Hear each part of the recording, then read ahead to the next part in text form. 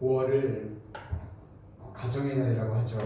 어린이날부터 시작해서 어버이날, 스승의 날까지 우리의 삶을 돌아보며 우리가 너무도 당연시했던 가정과 스승의 소중함을 되새기는 시간을 우리는 갖게 됩니다. 또한 교회에서는 전통적으로 첫 주는 어린이 주일로 지키고 둘째 주는 어버이 주일로 지키곤 하죠. 그래서 제가 2주 전에 목사님에게 한번 여쭤봤어요. 목사님, 5월 첫 주가 제 설교인데 5월 첫 주가 어떤 주일인가요? 라고 말씀드렸더니 목사님이 우리 한 주에 어린이 주일, 어버이 주일이 같이 있으니까 그냥 어린이, 어버이 주일을 함께 하자라고 하셔서 어떤 말씀을 좀 전해야 되는 것인가 고민하던 차에 오늘 본문인 에베소 6장 말씀이 떠올라서 이 말씀 속에 담겨진 은혜를 여러분과 함께 나누고자 합니다. 이 시간 여러분을 사랑하시는 아버지 하나님의 귀한 음성 듣는 시간 되기를 간절히 바라고 축복합니다. 잘 아시다시피 어버이 주일은 어버이날에 의해서 생겼습니다. 이 어버이날도 본래는 미국에서 먼저 시작되었죠. 처음 이름은 어머니의 날이었습니다. 지금으로부터 약 120년 전 미국 필라델피아에 살던 자비스라는 소녀는 어머니가 돌아가신 뒤에 그 감사함을 기리고자 어머니가 생전에 좋아하시던 카네이션을 어머니 무덤 주변에다가 이렇게 심어 주었다고 합니다. 당시 미국은 남북 전쟁으로 인해서 고아들이 많았는데 이 자비스의 어머니가 그 고아들을 다 먹여 살리는 일을 도맡아서 했다고 하죠. 이런 어머니가 보여준 헌신적인 사랑을 보고 자란 자비스는 이웃들과 그 뜻을 나누고자 추모식에 찾아온 그 이웃들에게 한 명 한 명에게 카네이션을 나눠 주었다고 합니다. 바로 이것이 어머니 날의 기초가 되어 미국뿐 아니라 지금은 전 세계에 그 각국에 맞는 어머니의 날이 생기게 되었던 것이었습니다.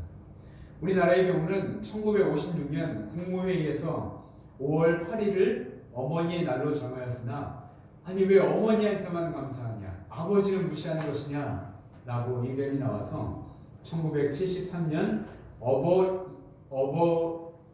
어버이날로 명칭을 바꾸게 되었던 것이었습니다. 이것이 교회로까지 이어져 구세군을 시작으로 전통적으로 5월에 우리는 어버이날로 주일을 지키게 되었던 것입니다. 어버이 주일 하면 사실 많은 목사님들이 에베소서 6장이나 출애굽기 20장 말씀을 가지고 설교를 하실 겁니다. 부모님께 순종하라, 부모를 공경하라. 이것은 굳이 따로 누가 설명을 하지 않아도 되는 인류 최고의 덕목 가운데 하나죠. 아니 어쩌면 진부한 이야기로 들릴 수도 있을 것입니다. 하지만 성경에서 말하는 부모 공경은 이 덕목을 뛰어넘는 주님의 특별한 메시지가 담겨져 있기 때문에 매년 들어도 모자람이 없는 것입니다. 출애굽기 20장을 보면 하나님은 자신의 백성들이 마땅히 살아야 할 의무로 10계명을 우리에게 허락해 주셨습니다. 그런데 이 10계명에는 특별한 계명이 하나 숨겨져 있어요. 모든 계명이 우리가 살아있는 동안 지켜야 하고 우리가 살아있는 동안은 지킬 수 있는 계명이지만 딱 하나의 계명이 시간이 흘러버리면 지킬 수 없는 계명이 존재합니다. 그것이 바로 제5계명, 내 부모를 공경하라입니다. 이 5계명은 부모님이 돌아가신 후에는 지키고 싶어도 지킬 수 없는 계명이 되어버리기 때문에 이 계명을 어떤 사람들은 시한부 계명이다, 한시적 계명이다 라고도 부릅니다. 그렇다고 해서 오늘 말씀이 부모님이 살아계신 어린이들, 학생들, 청년들만을 위한 말씀은 아닙니다. 디모데전서 5장 1절 2절을 보면 성경은 나이든 일을 대할 때 아버지와 어머니에게 하듯 하라 라고 우리에게 말씀하셨기 때문입니다. 그렇게 나이가 많든 적든 내 부모를 공경하라는 말씀은 먼저 하늘 아버지를 우리가 공경하는 것이고 좁게는 우리 육신의 부모님을 그리고 넓게는 이 땅의 모든 우더를 공경하라는 말씀으로 우리가 이해할 수 있다는 것이죠. 요즘 뉴스를 보면 참으로 속상한 소식들 많이 들리지 않습니까? 재산을 노리고 부모님을 살해한 자녀, 또 잔소리하는 어머니를 폭행한 아들, 가정폭력을 저지르는 아버지를 참다 못해 자녀가 죽인 사건 등 경찰청의 조사에 따르면 지난 5년간 이런 존속 범죄가 무려 10,000여 건이나 일어났다고 합니다. 그러나 그 중에서도 존속 살인은 매년 60건씩 일어났다고 하죠. 매년 60건이면 일주일에 한 분꼴로 살인을 자녀들이나 또 배우자에게 살인을 당했다는 것입니다. 과연 무엇이 문제일까요? 왜 이런 일들이 끊임없이 우리에게 일어나는 것일까요?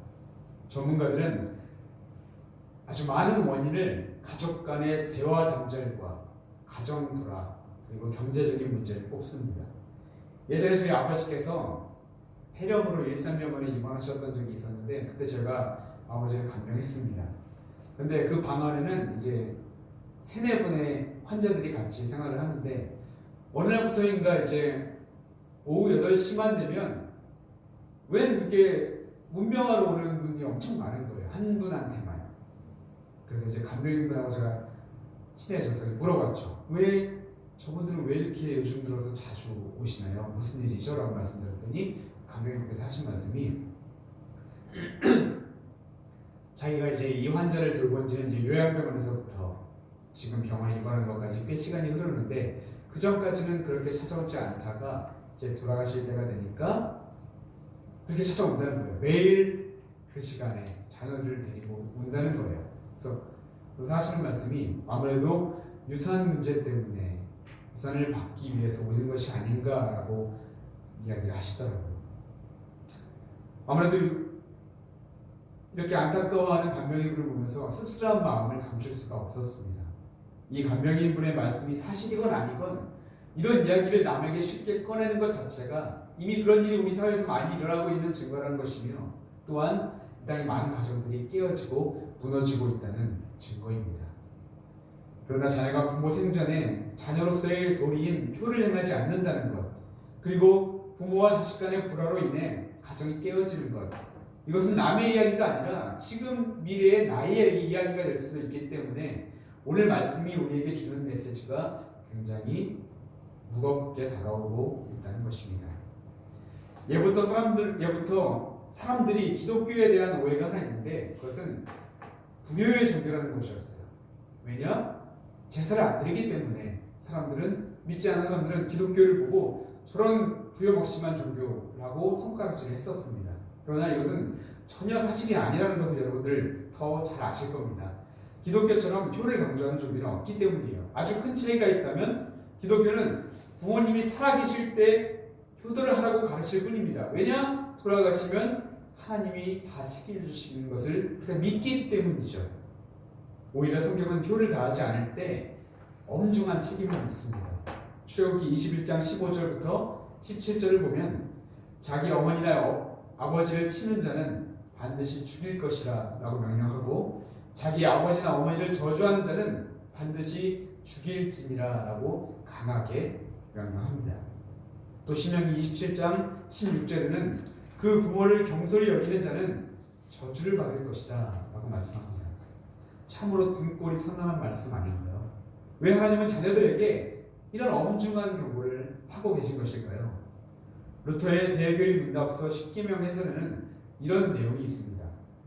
성경 전체의 뜻은 하나님을 사랑하고 이웃을 사랑하는 데 있다. 그런데 그 이웃사랑의 가장 큰 계명은 바로 부모 섬김이다. 더 나아가서 루터는 이렇게 말합니다. 부모는 하나님의 대리자이다. 생명의 주인은 하나님입니다. 그런데 하나님은 우리의 부모님을 통해서 이 땅에 생명이 나오게 하셨습니다. 그러니까 하나님이 우리를 이 땅에 보내시고 우리를 돌보시고 기르시는 것을 우리 부모님의 손에 맡겨 주셨다는 것이죠. 또한 20세기 최고의 신학자인 칼바르트도 이렇게 말합니다. 보이지 아니하는 하나님을 우리가 볼 수 있도록 우리 곁에 부모님을 주시는 것이다 라고 말합니다. 부모님을 통해 우리가 보이지 않는 하나님의 마음을 알 수가 있고 부모님을 통해 우리가 하나님의 사랑을 간접적으로 경험할 수 있다는 말입니다. 그렇게 성경은 부모를 공경하는 것의 중요함을 우리에게 여러 군데에서 말씀해주고 있다는 것입니다. 이제 본문 말씀을 한번 살펴볼까요? 에베소서 6장 2절부터 3절에서 이렇게 말씀합니다. 제가 2절을 읽으면 여러분들이 3절을 한번 읽으면 좋을 것 같아요. 제가 2절을 읽고 여러분들이 3절을 읽겠습니다. 내 아버지와 어머니를 공경하라. 이것은 약속이 있는 첫 계명이니. 아멘. 여러분, 성경이 말하는 약속 있는 첫 계명이 무엇일까요? 하나님이 주신 10계명을 보면 내 부모를 공경하라는 이 5계명을 제외한 다른 계명에는 약속이 없습니다. 네가 이 계명을 잘 따르면 내가 뭐뭐 해줄게 라는 약속이 없다는 거예요.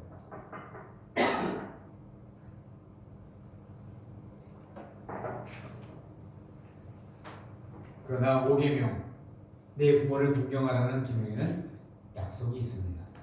그 약속이 바로 내가 땅에서 잘 되고 장수할 것이다 라는 말씀이에요. 신명기 5장 16절에 더 자세히 기록되어 있는데 제가 읽어드릴게요. 내 부모를 공경하라. 그리하면 내 하나님 여호와가 내게 준 땅에서 내 생명이 길고 복을 누리리라. 아멘.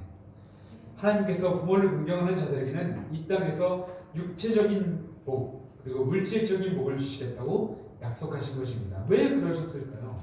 왜 부모를 공경하는 것에만 이런 약속을 우리에게 허락하셨던 것일까요?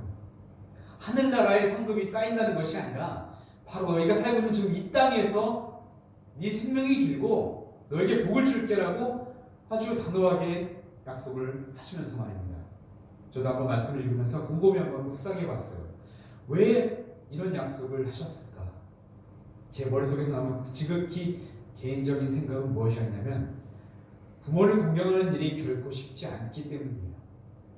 내가 나이를 먹을수록 부모님이 연세가 많으셔서 왜소해질수록 의견차가 조금씩 벌어질수록 우리가 부모를 공경하는 것이 참으로 어려워지기 때문입니다.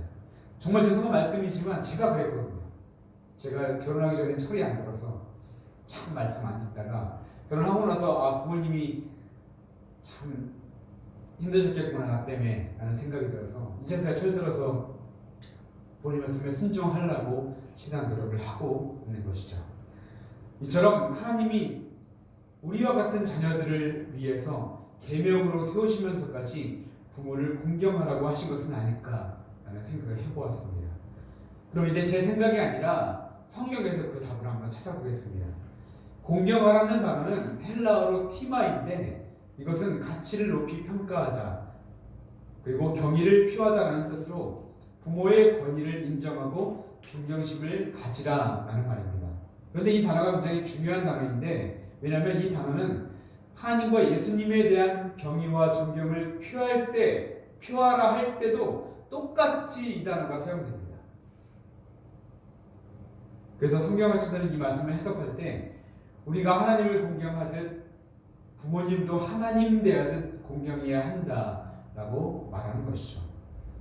성경은 두 돌판에 기록되었다고 성경이 말합니다. 그래서 사람들은 10계명은 두 돌판에 기록되었다고 성경은 말합니다. 그래서 사람들은 일반적으로 첫 번째 돌판에는 1계명부터 4계명까지 하나님과의 관계 속에서 지켜야 하는 계명이 기록되었고 두 번째 돌판에는 5계명부터 10계명까지 사람들과의 관계 속에서 지켜야 하는 계명이 기록되어 있을 거라고 생각합니다. 그래서 이 5계명 내 부모를 공경하라는 당연히 사람과의 관계 속에서 지켜야 하는 계명 두 번째 돌판 중에 가장 위에 있을 거라고 생각을 하죠. 그런데 초대교회 당시 필로라는 유대인 철학자와 유대교의 전통은 이것을 조금 다르게 해석합니다. 이 PPT를 보시면 5계명은 두 번째 돌판이 아니라 첫 번째 돌판의 마지막에 기록되었다고 말합니다. 그러니까 부모를 공경하라는 계명은 하나님을 공경하라는 것과 같은 뜻으로 해석해야만 하며 부모를 공경하지 않는 사람은 부모를 우리에게 주신 하나님을 공경하지 않는 것과 똑같다라고 아주 엄중하게 해석하는 것이죠. 그렇습니다. 우리가 하나님을 그리고 부모님을 그리고 우더를 공경해야 할 이유는 분명하지 않은가요? 내 부모를 공경하라. 이 계명이야말로 하나님께서 우리에게 주신 약속이 있는 첫 계명이며 하나님은 부모를 공경하는 것이 곧 나를 공경하는 것이라고 말하고 있기 때문입니다. 다시 말해 내 옆에 있는 부모님, 그리고 어른들이 바로 사람의 모습으로 변장해 있는 우리 주님일 수도 있다는 말씀입니다. 사랑하는 세계교회 교회 여러분, 주님 안에서 우리의 부모님을 그리고 우리의 어른들을 하나님 되어듯 공경하시길 바랍니다.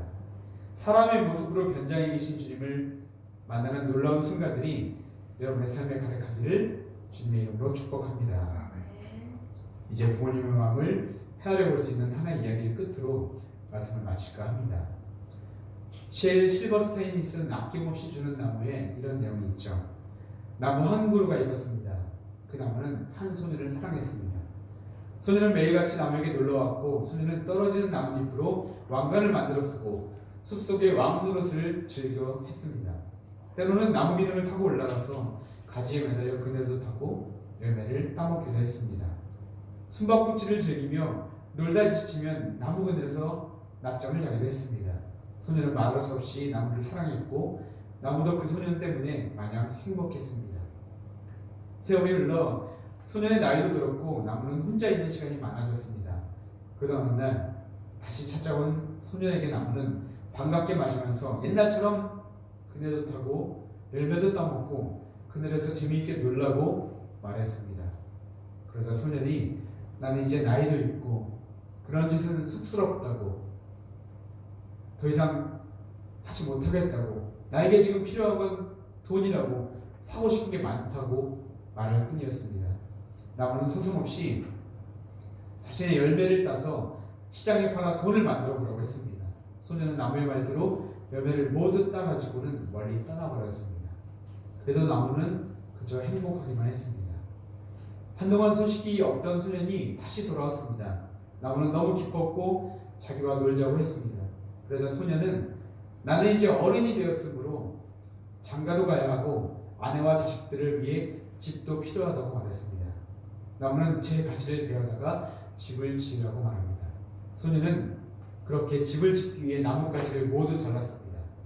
나무는 많이 아팠으나 그래도 참았습니다. 얼마 후에 그 소년이 또 불쑥 나타났습니다. 나무는 너무 기뻐 또 같이 놀자고 말합니다. 그러자 소년은 이제는 먼 나라를 여행하고 싶다며 배가 필요하다고 말합니다. 나무는 자신의 둥치를 베어다가 배를 만들려고 합니다. 소년은 가차없이 나무 둥치를 베어서 배를 만들어 타고 먼 나라로 다니며 여행을 즐겼습니다. 나무는 자신의 몸통까지 다 잘라주는 것이 아프고 고통스러웠지만 그래도 오직 주는 것만으로 행복했습니다. 오랜 세월이 지난 뒤에 소년은 늙고 병든 노인이 되어 돌아왔습니다. 나무는 그와 함께 놀아줄 둥치도 가지도 잎도 열매도 그늘도 아무것도 없었습니다. 그래도 나무는 그 노인에게 줄 무언가를 생각해 보았습니다. 그러자 나무에게는 아무것도 가진 것이 없었습니다. 노인은 이제 피곤해서 나무에게 좀 쉬고 싶다고 말합니다. 그래서 나무는 자신의 잘린 그루터기도 쉼터가 될 수 있다면서 나무 그루터기에 앉으라고 말합니다. 그는 나무가 시키는 대로 엉거주춤하게 나무의 그루터기에 앉았습니다. 그렇게 나무는 자신의 모든 것을 다 주고도 마냥 행복했습니다. 여러분, 이 책에 나오는 이 이야기가 사실 우리 어머니, 우리 어버이의 이야기가 아닙니까? 이 세상에서 우리에게 자신의 모든 것을 주신 분, 전 인생을 아낌없이 내어주신 분이 바로 우리 하나님 아버지이며 그리고 우리 부모님이심을 우리가 기억하기를 바랍니다.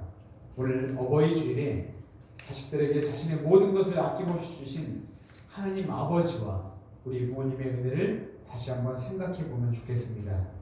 공경하는 마음과 더불어 진심으로 감사하며 작은 무엇이라도 보답할 수 있기를 바랍니다. 먼저는 하나님 아버지께 감사의 기도와 찬양을 드리고 부모님이 살아계시다면 찾아뵙거나 전화를 드려서 사랑한다는 말도 전했으면 좋겠습니다. 그리고 나 또한 내 자녀들에게 좋은 부모로 살고 있는지 되돌아보며 하나님께서 허락하신 자녀들을 더욱 사랑하고 아끼며 살아가기를 원합니다. 그래야 주님과 함께 믿음의 가정, 행복한 가정, 사랑이 넘치는 가정이 되어 그 속에서 작은 천국을 이뤄나가는 저와 여러분 되시기를 주님의 이름으로 축복합니다. 아멘. 기도하시겠습니다.